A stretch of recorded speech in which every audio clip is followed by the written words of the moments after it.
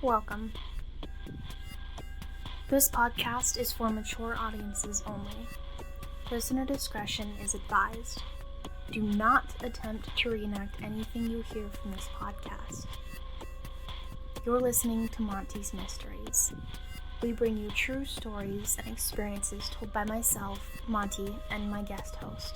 From everything paranormal to legends and strange historical events, we share all things creepy.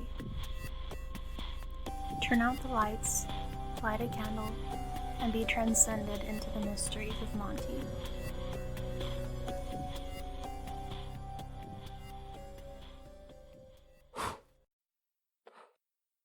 So this church, I'll just give you a little bit of a history. It was built in Elsinore in 1912, and that's where Joseph Smith, I think it was his nephew, he's the one who dedicated it, and that town was founded in 1874, I think. And so it's like a really old town, a really old church, over 100 years old, right? Yeah.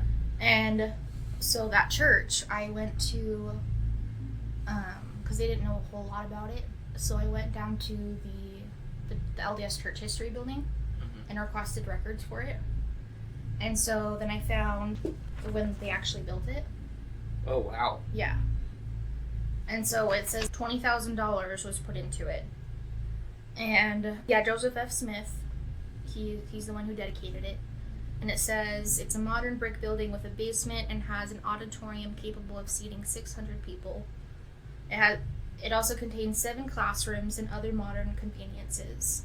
This house of worship was still used as the ward chapel until 1930. In 1928, a Relief Society addition was built onto the meeting house at a cost of $3,000.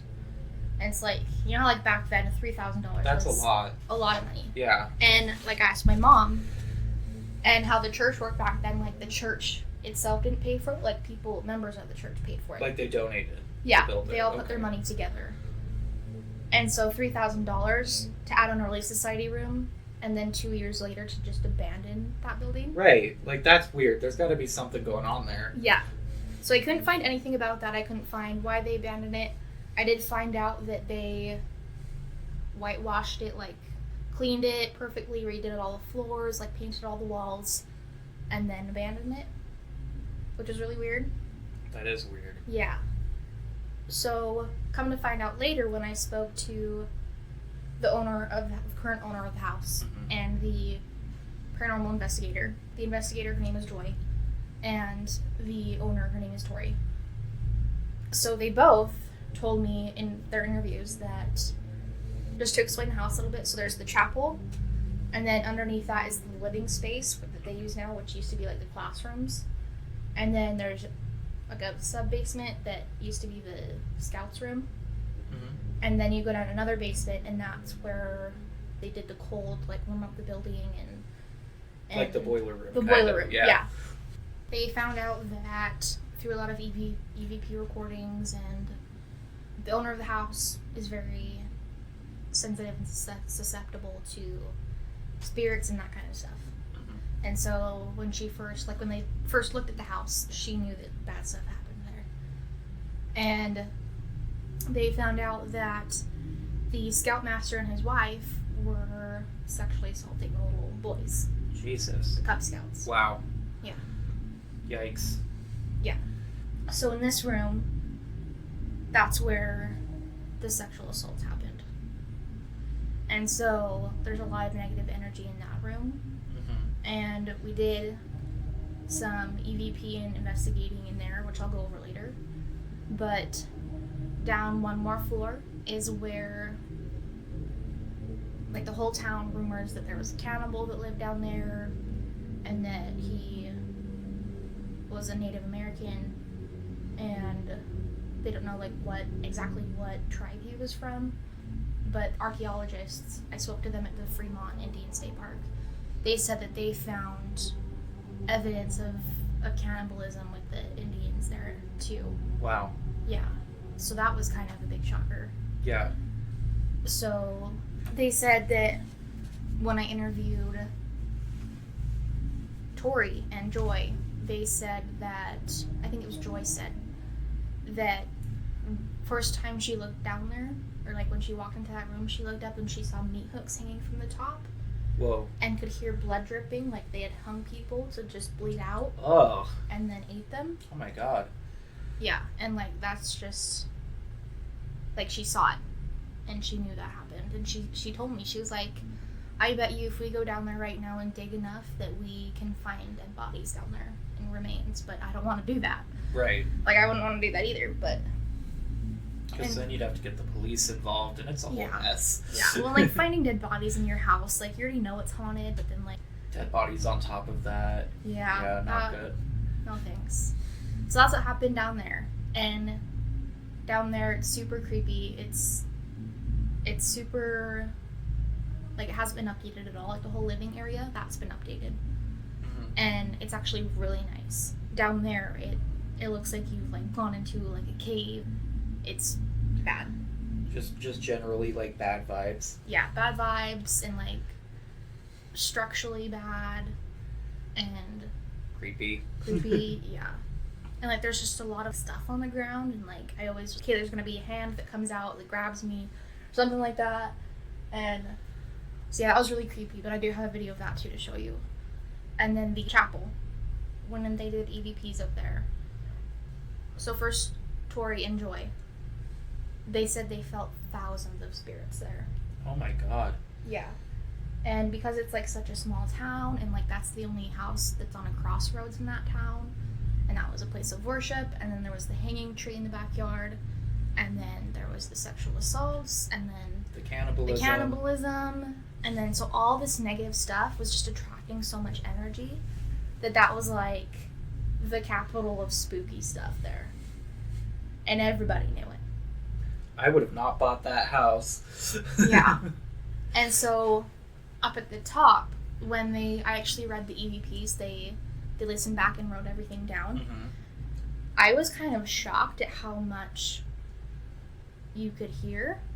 There were full-on conversations, and what they gathered that was happening up there was, they're not sure if it's a demon or just a bad spirit, but the spirits, they call it the king. Uh-huh. He doesn't always stay up there, but he kind of keeps spirits corralled in this little area that they call the playpen, where like all the people that are speaking that day, and like, yeah, so it was in that area. Okay. Up near where the choir sits. Yeah, and stuff? like where the choir sits, and so that was like the playpen area. And the spirits would talk, like they would say that they were like scared of the king, like they would hurt him if like they told him anything. So like the king was keeping them captive. And then they also felt that there was a lot of like gateways to different places. Okay. And same with the Fremont Indian Park. They felt like that was a gateway as well. And we actually got some really cool evidence of spirits from the Indian State Park talking about the church. Really? Yeah. What did they say? So when with the investigations, the lady who runs it, Joy, she founded Central Utah Paranormal, so CUP. Mm-hmm. And so what she does is she helps people who are interested in the paranormal. She goes into houses, and she gets, she tries to help spirits move on and get rid of them. And if there's bad ones, she, cleans the house and stuff like that. And so she's a lady who was running all of this. Mm-hmm. And so my friend Thomas, who his mom owned the house, when he told this lady that I was going to be coming, she's like, oh, well, she can just join my investigations. Like, she can just, come join with us. I'll give her equipment, all this stuff. So that was really cool for her. Yeah. Like, I appreciate that so much. And then we all split up into different groups. There was just random people that were, like, hey, I'm interested in doing this. So they joined along. Uh-huh. And so my group, it was Joy's daughter. I don't remember what her name is, unfortunately. She was super cool. So it was Joy's daughter. These two other people, it was a girl about my age, like 20, 23, 25, in there somewhere, maybe a little bit younger. And then I think her boyfriend or her fiance or husband. And then I think it was their kid. And she was like 7 or 8. Really young. Yeah. But so, first place we went was down to the scouts room. And so we turned off the lighting. And we had an EMF reader. If you don't know what that is, that detects electromagnetic field. It's like if a ghost or a spirit comes up and touches it, then the lights go up on it. Right. But if like we touch it, then it doesn't sense it. So we had one of those, and then we had an Echo Vox, which is the one that scans the radio frequencies and picks up words, like the spirits can like manipulate it, pick up different words. And then we also had, a flashlight, one of the ones that has the easy twist on. That's the kind that ghost hunters use a lot. So what we did was, they just started asking questions. The daughter was kind of in charge of it just because her mom was the lead investigator person. And so she was just like asking questions like, who do we have here? Is this Scoutmaster here? Stuff like that. When we brought up like the Scoutmaster, it said like yes. So I was holding an EMF reader and then a flashlight. So I went and set it up on fireplace. On the mantle? Yeah, on the mantle of a fireplace. And I made it so that, it's off. Barely off, But like if I tapped it, it wouldn't turn on or anything like that. You had to like twist it. Right. So I set that up there. And then I think the question that we asked was either is the Scoutmaster here or is anyone here? And the light turned on. Whoa. Yeah. Nope. And then the same flashlight we had problems with at the Indian State Park just because it's hard to twist. Yeah. So I went and turned it off. And then we were like, if you're here, can you please turn on the flashlight again? And it turned on. Oh my. Wow. And so for about what felt like 15-20 minutes, maybe it was less than that just because I was excited, but we were asking questions and they would turn on the light for yes and turn it off for no. So we asked if there were, other people here. They would say yeah. So the scanner, the ghost box, that kept saying mom. And when we were at the Fremont State Park in this little cottage house, we kept hearing son, son, son, and like church, church. And so we asked it there, just out of curiosity, like, have you been to the church at this location, whatever? And then the light turned on, yes. Whoa. Yeah. And well, I think at that point we were using the EMFs. The EMF went like way up. And so we asked, is your son here? And it was no. And then we were like, is your son at the church? And it was yes. And then we were like, is your son stuck at the church? Or like trapped at the church? It said yes. And so like we asked if the son was like a scout, went to the church for like those activities. And it said yes. This is just a theory. But we think that because we've heard recently that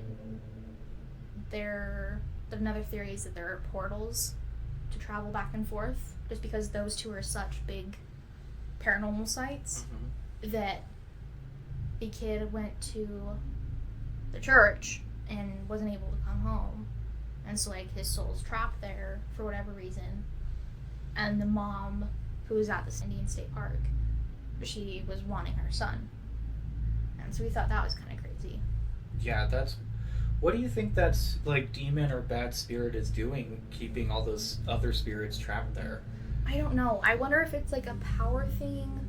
They're pretty sure it's a demon. Like they said that they've seen demons almost kind of like gargoyles, like standing in the corners of the chapel, the top ceiling corners of the chapel, just watching down. Really? Yeah. Wow.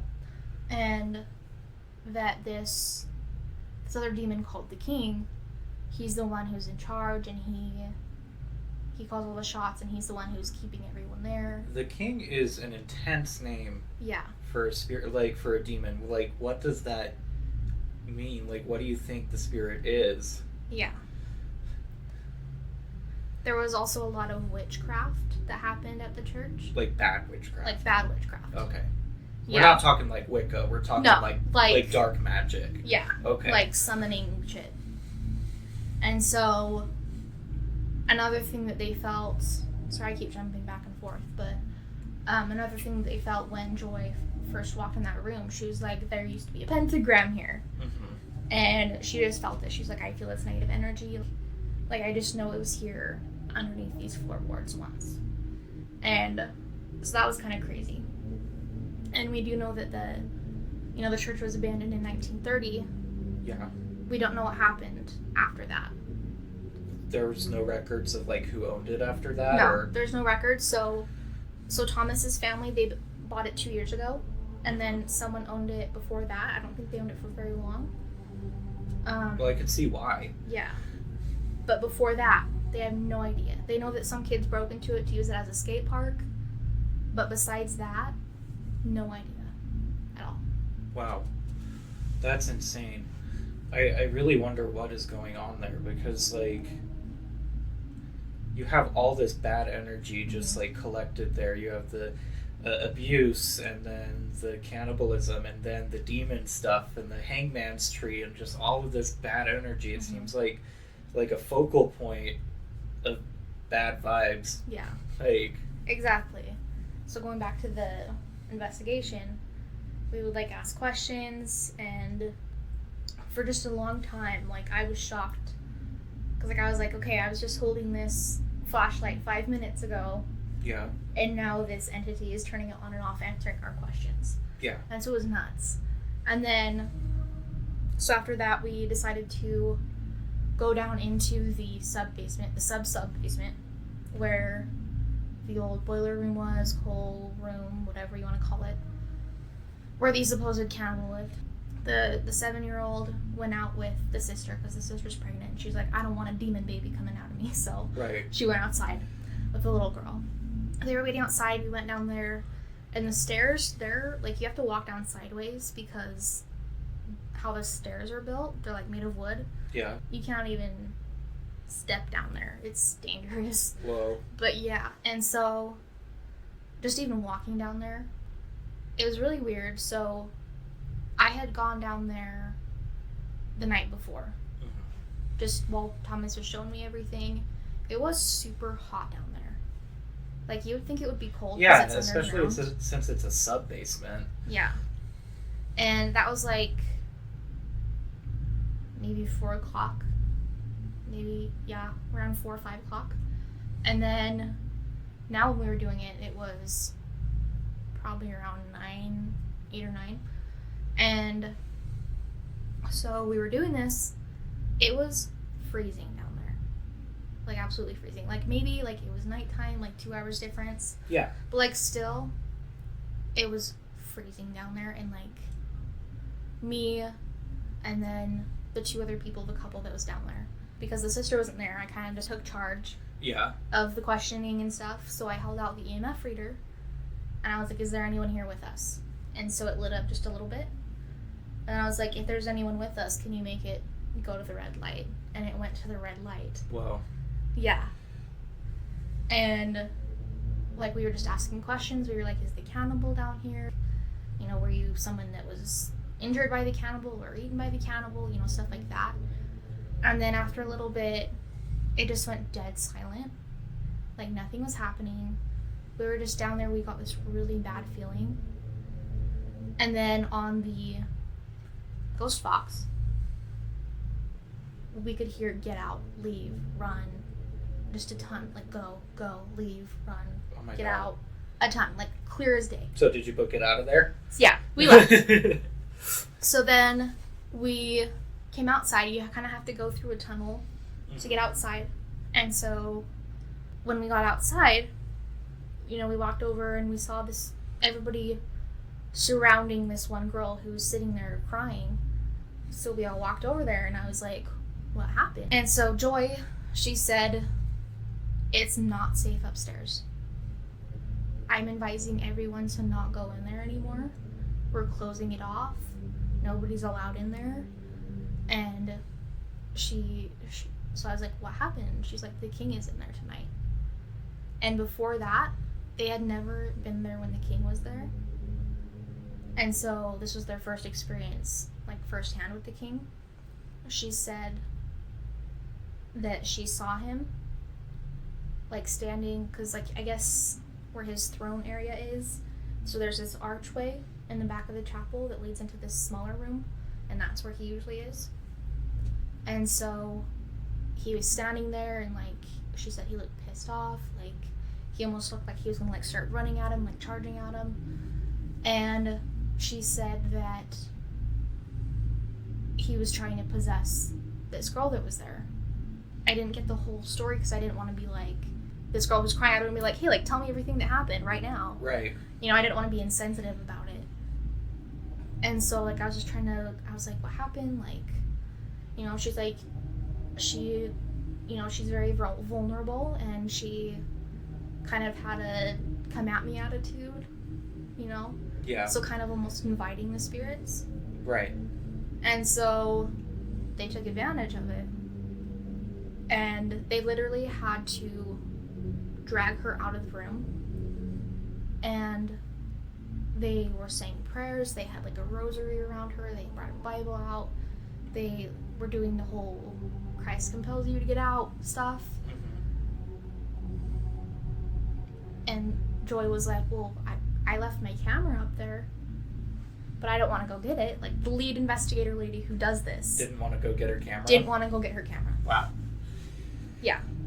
And so I was like, I'll go with you. And so it ended up that me, Thomas, and Tori, the owner of the house, we ended up going to get the camera. And so we walked up there. I had my GoPro on. But unfortunately, it was super dark. I wish I had like a night vision or something. But we walked in there, and Thomas grabbed the camera, and then Tori, she was like, okay, you have crossed a boundary, put them in their place, you know? Yeah. Saying like, I understand you guys live here, this is your house too, but that is not okay for you to do that. And if, you know, you hurt someone, you scared someone, if that continues, I'm gonna make you guys leave. And so, you know, she kind of put them in their place, and she's like, hey, well, we're not gonna come back in here, we're gonna give you some time to just Chill out. Yeah, chill out, settle down, think about what you've done, you know, kind of thing. So we left, and then we were all just kind of standing in the front looking into the windows like, holy shit, that just happened. About 4 of us, including myself, we saw someone standing in the window. And like one of the other girls, she's like, did you see that? Like, do you see that right there? And I was like, I thought I was like seeing something. Right. I thought it was my imagination freaking me out. And she was like, no, I see that. And then like someone else was like, no, I see that too. And then like they were saying like, now it's doing this. And I was like, I see that too. Like, holy shit. Like, I was freaking out. And so Joy, at the same time, she was, you know, looking at her camera to see if she got anything. She got nothing on her camera. It was completely black. Whoa. Yeah, and she has like a really nice infrared night vision camera. It was completely black. She didn't get anything. Oh my god. Yeah, like it's recording, but you can't hear any sound and it's black. Well, like, that makes sense. If spirits can manipulate, like, a radio or an EVP reader or something like that, or an EMF reader, like, they can probably manipulate cameras and things like that, too. Yeah, for sure. And so, like, that was really disappointing because we were going to go back and see, like, what happened to this girl, like, exactly. And so that was just kind of gone. So we went back around to this girl, and she's still crying, you know. And then across the street, there was another place that was getting investigated. And that one used to be an old trading post. Now it's like a diner or restaurant thing. Uh-huh. And so we all like went back there to like regroup and talk about everything. Because like we told everybody, you're not going back into the house. Even though the people that lived there still had to go back in there. Including me because I was staying there that night. I wouldn't have stayed there after all that. It's only a 2-hour drive, but like, I was scared out of I was gonna myself, like. It's only 2 hours from here? Yeah. Which county is it in? It's in Sevier County. Oh, okay. Yeah. So like the middle of nowhere land. Yeah, it's 10 minutes from Ridgefield. Okay, yeah. When Ridgefield's your biggest city, like. Yeah. But yeah, that's kind of in the middle of nowhere. I'd be scared out of my mind to be staying there.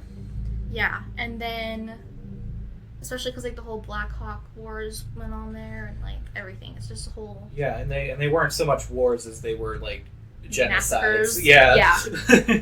Yeah. Yeah. Were there native spirits? Mm-hmm. Yeah. And then we went back to, call it the Cowboy Corral now. So we went back to the Cowboy Corral, and we were just like, this, like this happened. Like, is everyone okay? There was another girl sitting in the back corner crying, and like I went up to her and I was like, "Are you okay? Like, what happened? Like, are you just freaked out about what just happened?" And she said that while all that was going on, they were investigating the living area of the house / church, and Thomas earlier in the day, he came in through a door, and they think that the cannibal followed him in, and this girl that was there, she's maybe a little bit older than us, but she started freaking out, full-on panic attack. Like, she felt something latch onto her that was very negative, and she felt her skin being peeled off, like cut off, and like her skin being cut, and she felt her leg being cut off, and so she was like freaking the hell out, and like she had to leave, because she was there with her brother. I'd be freaking out too. Yeah, like she genuinely thought, she was like thought her skin was being cut off, like she couldn't see it. God. And so she was freaking the hell out. So they ran out of the house, they were all crying. I believe they called their aunt, and so like they all said a prayer, and then she went home after that because she was so freaked out. Yeah. I would be too. And her friend that was still there, that I talked to at the Cowboy Corral, she told me this, and she was like, I'm just so worried about her, like I hope I didn't follow her home, and like all this stuff, and I was just like, this is nuts. I don't get how these people live in this house. Right? I don't get it either. Have they ever considered having someone come in and like blessing the house and kicking all the spirits out and just kind of releasing them? No, they said that they don't mind the spirits, like the bad ones don't bother them. Okay. So this is like the first time that stuff to that magnitude has happened, but they think it's because so many people are in their house at the same time, trying to communicate with the spirits and like maybe upsetting them. And there were a couple of people that were kind of joking around with it and not taking it seriously, and kind of easily pissed off the ghosts. That's true. And so I was kind of worried about that too. So I think we just pissed them off, and that's why. But she's like, I talked to them after, and I was like, are you scared to live here now? Like, what do you think's gonna happen? And she was, they told me, they're like, no, this is just kind of normal thing, like not this kind of stuff, but we just invited so many people, and I think we just pissed them off, like got into their space. Yeah. And pissed them off. Yeah, I just wouldn't be able to live there without doing something. Yeah. Personally with the house, like if I moved in there, I'd like sage everything and put salt everywhere. Yeah. Yeah, and then the first night that I slept there, so the guest room, they said that there is a mother and her daughter that reside in that room as well. And that night that I went to sleep, I was already very creeped out. Nothing had happened yet. Actually, that's a lie. So the Relief Society room that was additionally built on, there has been a lot of activity in there, negative activity. So they boarded it up and nailed it shut. And so when Thomas walked me into the chapel and was like, hey, like, give me a tour, that had been opened. Whoa. Yeah. And so we closed it again, leaned a ton of stuff against it, made sure it wasn't going to open, like even the wind or like somebody like leaning on it. Like we stuck a ton of stuff against it. Yeah. And then we came back again later to get some more pictures, and it was open again. Whoa. Like, to open a door with all that stuff on it, too, that has to be a strong spirit. Yeah. So that was kind of the first thing that happened. And then that night when I went to bed, you know, I was freaking myself out, which is weird because I usually don't get scared of that kind of stuff. Yeah. Like, since middle school. And so I was just, like, laying there, like, in bed. I was like, don't touch me. Like, I was literally saying this out loud. I was like, don't touch me. This is my body. You do not have permission. I will yeet myself out of here. Like, and so, yeah, And so I was having a lot of nightmares that night about the spirits that were in there. Like, I don't know if it was, like, my mind or, like, because I was there, whatever, but in the middle of the night, I felt someone tapping my stomach. Whoa. Like a little kid's hand. Like, for, like, half a second, I thought I was, like, at home and, like, my nieces were here or something. And it's like, I looked around, and there was, like, nobody there.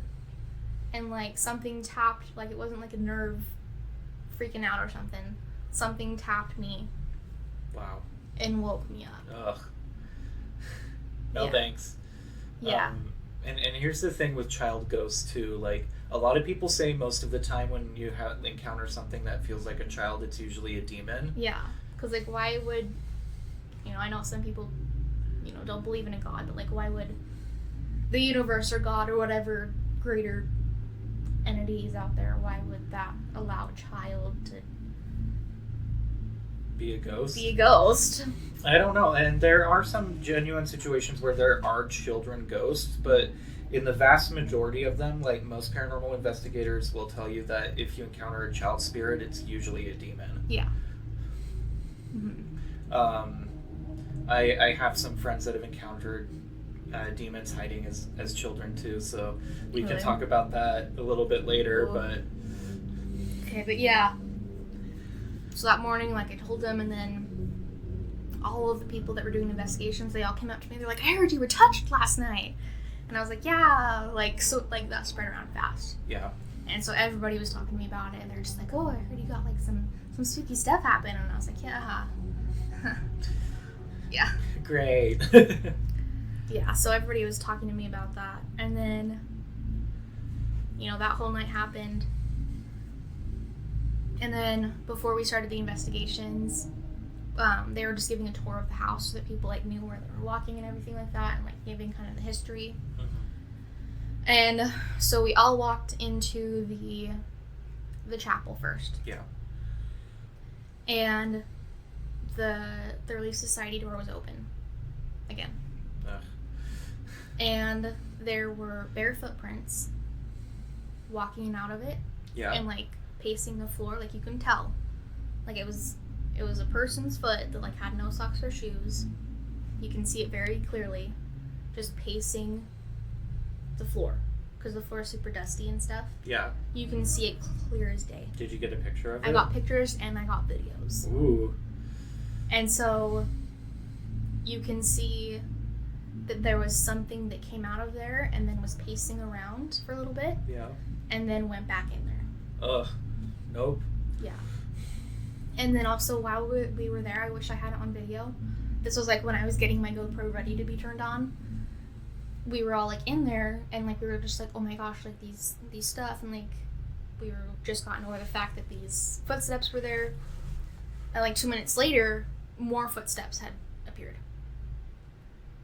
Like, in front of the this other girl. footsteps? Yeah. Oh, wow. Yeah, and so, like, we all had seen the other ones. We knew that these other ones weren't there. And so... And you knew you guys didn't make them. Yeah.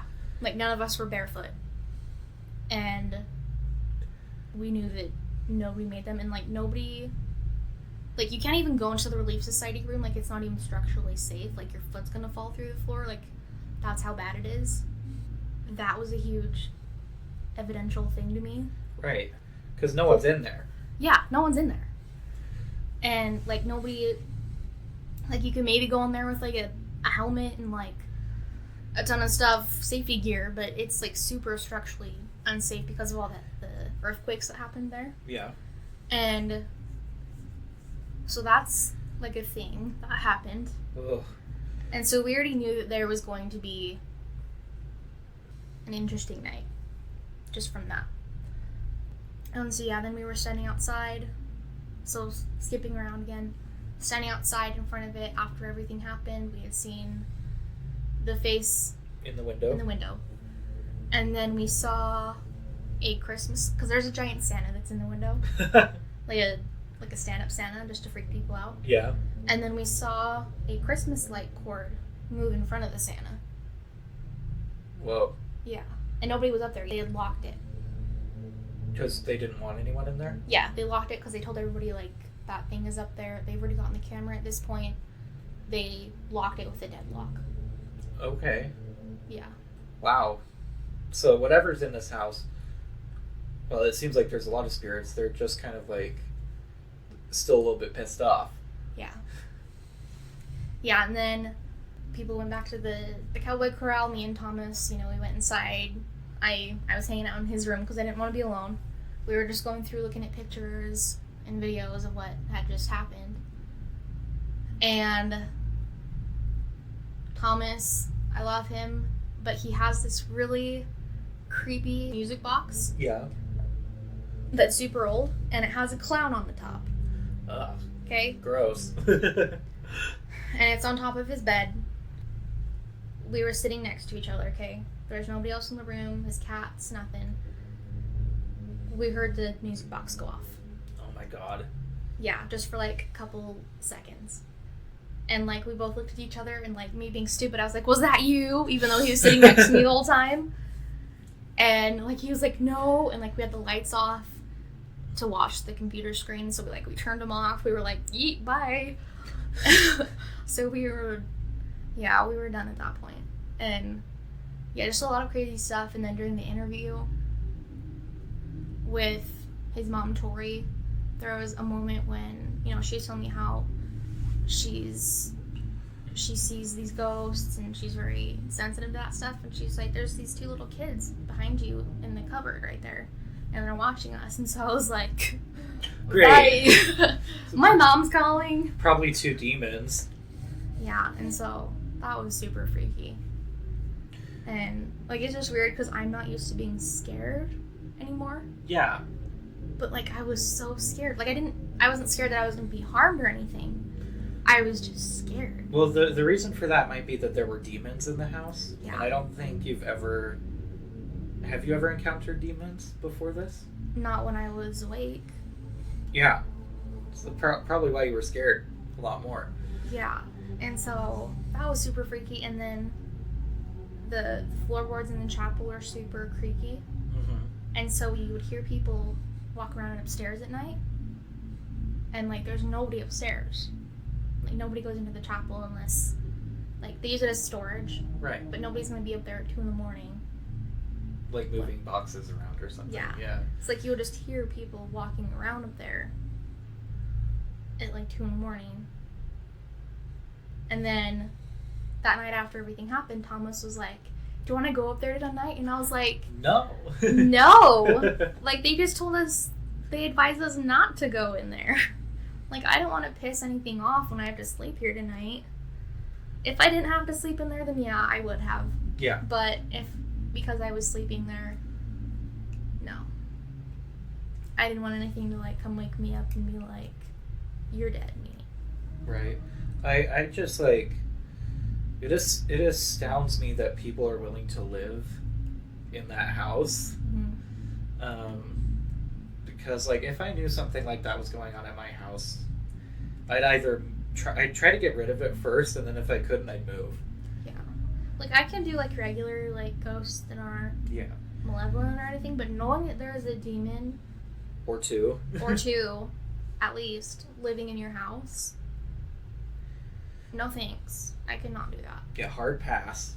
Yeah. Because like the fact that it tried to possess like that girl, and then the cannibal started like peeling her skin or making it feel like her skin was being peeled. Yeah. Nope. Bye. Like. Yeah. Like I'm glad none of that happened. Like not to be mean, but like I'm glad it didn't happen to me. Because like it didn't either.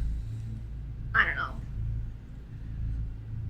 I mean, not in a weird masochist way, but that would be cool to like experience like that. Yeah, but it would also be But terrifying. it would also be terrifying. Yeah.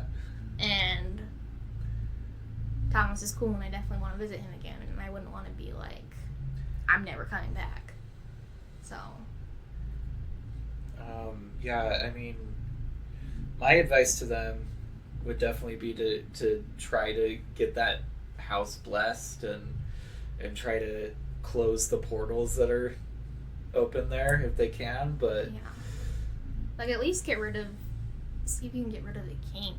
you can at least get rid of them and like release everyone that's trapped there. Yeah. Yeah, because I'm sure they're, like, I know that there are some that have said that they're happy there. Like, there's a librarian there. Well, yeah, there are some ghosts that I'm sure would want to stay there, Yeah. but those aren't malevolent. Yeah. But yeah, I'm sure, like, just knowing there was a demon called the King upstairs. That almost makes me think it's like the devil or I something, know. right? That was my first thought. Yeah. Well, like, they would, like, in the EVPs, they would mention Satan and, like, devil and, like, all that kind of stuff. And so it's like, okay. Like, wouldn't it be crazy if the devil was living in this house? That would be crazy. Like, honestly, it wouldn't shock me with everything that's happened there. Yeah, it's just a bad place to be, it seems.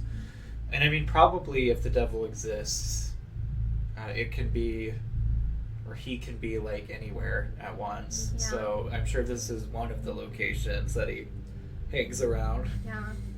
If the demon calling himself the king is the devil, he could also just be giving himself, like, it could be a demon that's just giving himself a badass title to like scare everyone, right? Yeah.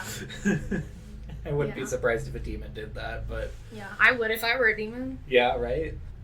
But the fact that there's all of this just spooky ooky stuff going on, Mm-hmm. it really makes you think, like, what happened there besides the abuse to like contribute to this? Yeah. Right, like, you got the cannibalism, but I mean, from what it sounds like some people may have broken into the church and like used it for like dark magic and rituals and stuff like that. Yeah, that's what I was thinking. Before they bought it and before the previous owners bought it, because there's like a gap in the history. Yeah, of there's it. like decades. Yeah, so a lot of things could have happened in that time. Yeah. I would definitely seal that room off, at least that the king is in, by placing salt on the doorway so he can't cross it if I live there, but that's just my advice to them. Well, you should find out where the portals are. Right? And salt those. Yeah, just so like you can stop the traffic coming in and out. Yeah. And the fact that it's at a crossroads too. Yeah. That's like, because it's such a small town, and like, that building was like one of the first, and like it's, you know, it was the first church there. Yeah. And like, it's even bigger. So the city hall is across the street from their house. And the city hall is like a third of the size of the house. Like, it's tiny. That's weird. Yeah. Huh. Like, when we drove up to the mountains, so we went, his dad was super cool and took me to a burial site on his ATV. Like a up the mountains. native burial site? Okay. Yeah. And so he took me up there, and we can see the town from up there, and the biggest thing was their church. Wow. Yeah. I'm honestly shocked with some of the native stuff that's going on there, that there's not like a Wendigo or Me a too. skinwalker around there. Honestly, like, yeah. Like, I wouldn't be shocked if there were a skinwalker or a Wendigo living in that sub basement. Right. Well, because like Wendigos are specifically associated with Native American cannibals. Yeah. Yeah. And like, the archaeologist, I wish I would have been able to interview him, but they said he recently died like a year ago or two. And so the other archaeologist that works there, she was the one telling the story. And she said that when we were building this highway, we found a ton of remains. And that was the main massacre site for everything. Like the whole Black Hawk War. Yeah. And they had to put a stop on building the highway for 10 months. Oh yeah, because like when you come across Native American remains, you have to contact Yep. the local tribe and have them reburied and all that and they stuff. had to like say you can dig here, you can't dig here, Yeah. and that kind of stuff. And so they had to wait a long time, and then they found evidence of like cannibalism and that kind of stuff, which is nuts. That is crazy. What was the tribe that lived out there? Like the current tribe or before? Before, like the one that was massacred. They don't know. They don't know? No. Who lives out there now? The Paiutes are out The there. Paiute? Okay. Yeah. Yeah, it was, I mean, it was probably one of the native tribes that we have in this area. They're like, there's a couple, but during that time when everyone was like settling this area, like the pioneers were coming in and settling it, like there were a lot of massacres that happened. Yeah. And that in and of itself is just Heartbreaking. It's like, it's ridiculous. Like we never even talk about it, but like we committed a genocide basically on the Native Americans, and so no wonder that, I mean, I'm assuming that would contribute to some of the bad energy out there too. Well, and I also found this when I was at the church history building. Yeah. It's in that area, so it's from the Battle of Black Hawk. It's the Mormons digging up the burial remains of the Indians. And this guy is holding a skull and smiling. Look at it. Oh, God. Yeah. So first of all, they're digging up the remains of Indians. Second of all, he's holding the skull and smiling about it, like, "Hey, look what I found!" Like it's cool. Yeah, and no offense, but I don't fuck with Native American spirits. Yeah. Or burial grounds, or like skinwalkers, or wendigos, or anything like that. Like I don't fuck with that. Yeah. Like when I saw that, I had to print it out. Like I was like, "Can I print this?" And they were probably like, "Why is she printing that? That's weird." Well, they had it in their archives. They did. I didn't even go through all of their Black Hawk archives. Like, so was the Mormon militia the main perpetrator of the massacre? yeah, and so I also noticed a lot, like, nothing against Mormons. Like, I was Mormon too when I grew up. I respect them for a lot of reasons. Most Mormons are the nicest people you'll ever meet. But I read several books that were in the church history building. Like, I like old books saying, you know, like, this is what happened. And I noticed that a lot of them said that the Indians started it. Right. And sure they did. yeah, like, the Indians didn't come onto your land. You came onto their land. And even if they did start it, they're defending their land. Yeah. And it's like, I don't think it's specifically a Mormon problem, because like everyone else in the country was doing it too, to like tribes all across the U.S. Yeah. in the 1800s, but like they all say, oh, the Indians started firing first, and then we had to kill everyone. Like even if they started fighting first, like you don't kill the women and children, right? And I mean, unless you're Daenerys. Yeah, that's true. Jeez. To have one of your personal experiences featured in an episode, contact us via email at montismysteries.podcast@gmail.com. Find us on Instagram, Tumblr, Facebook, and Twitter as Monty's Mysteries, where we will keep you updated on upcoming episodes. Thank you so much for all of your support. Stay spooky.